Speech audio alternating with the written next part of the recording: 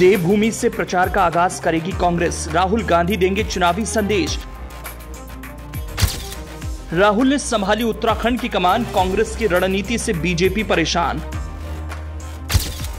पदयात्रा से राहुल भेदेंगे बीजेपी का किला, कांग्रेस ने 2024 का दांव चला। देवभूमि को लेकर राहुल गांधी ने सबसे अलग रणनीति बना ली है। राहुल उत्तराखंड में वो काम करने वाले हैं जो काम किसी नेता ने नहीं किया होगा। मोदी सरकार को चुनौती देने के लिए राहुल ने ये जो फॉर्मूला निकाला है, ये फॉर्मूला कारगर होने की स्थिति में है, क्योंकि राहुल लंबे वक्त से इसी फॉर्मूले पर काम कर रहे हैं। 2024 के लोकसभा चुनाव के लिए कांग्रेस अब बीजेपी के फॉर्मूले को ही आजमाने जा रही है।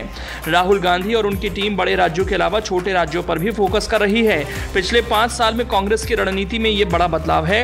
इसके अलावा एक और चेंज हुआ है। कांग्रेस विपक्षी बीजेपी के मजबूत किले में मजबूती से विरोध करती नजर आएगी।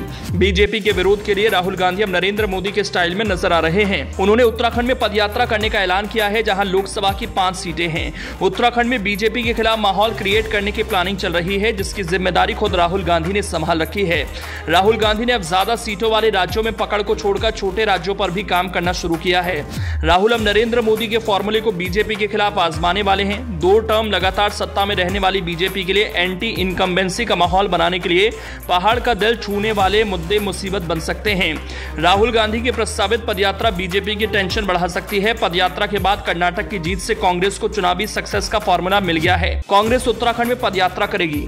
राहुल गांधी ने वादा किया है कि वो भी 10 दिनों तक पहाड़ी राज्य के जिलों में घूमेंगे।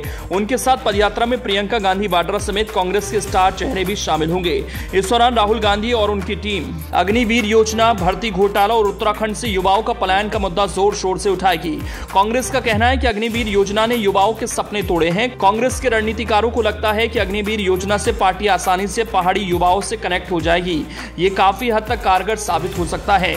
बीजेपी सरकार में जो काम नहीं हुए और जिन वादों से बीजेपी ने सीटें जीती, अब राहुल उसे हथियार बनाकर उतरेंगे। पिछले 2 आम चुनावों में देवभूमि की 5 सीटें भारतीय जनता पार्टी के खाते में रही हैं। बीजेपी इतिहास बनाते हुए उत्तराखंड में लगातार दूसरी बार विधानसभा चुनाव भी जीत चुकी है। बीजेपी के वर्चस्व को खत्म करने के लिए कांग्रेस ने जिन मुद्दों को उछाला है, वो उत्तराखंड के हिसाब से सटीक भी हैं। पिछले विधानसभा चुनाव में कांग्रेस की स्थिति सुधरी थी। उसे 2017 के मुकाबले 4.4% वोट ज्यादा मिले थे। 8 सीटों का फायदा भी हुआ था। मैदानी इलाकों में कांग्रेस का स्ट्राइक रेट बेहतर था। राहुल की पदयात्रा के जवाब के लिए बीजेपी को काफी मशक्कत करनी पड़ेगी। पलायन का मुद्दा तो उत्तराखंड का दशकों पुराना मुद्दा है। उत्तराखंड का पर्यटन उद्योग अपने स्थानीय युवाओं को रोजगार नहीं दे पाया। प्रधानमंत्री नरेंद्र मोदी ने 2014 के लोकसभा चुनाव में सैनिक परिवारों को लुभाने के लिए 1 रैंक 1 पेंशन का वादा किया था। पलायन रोकने के लिए पर्यटकों को मंत्र बताकर नरेंद्र मोदी ने 9 साल पहले 55.3% वोट हासिल किए थे। अब कांग्रेस भी इस मुद्दे को पहाड़ पर लागू करने की तैयारी में है।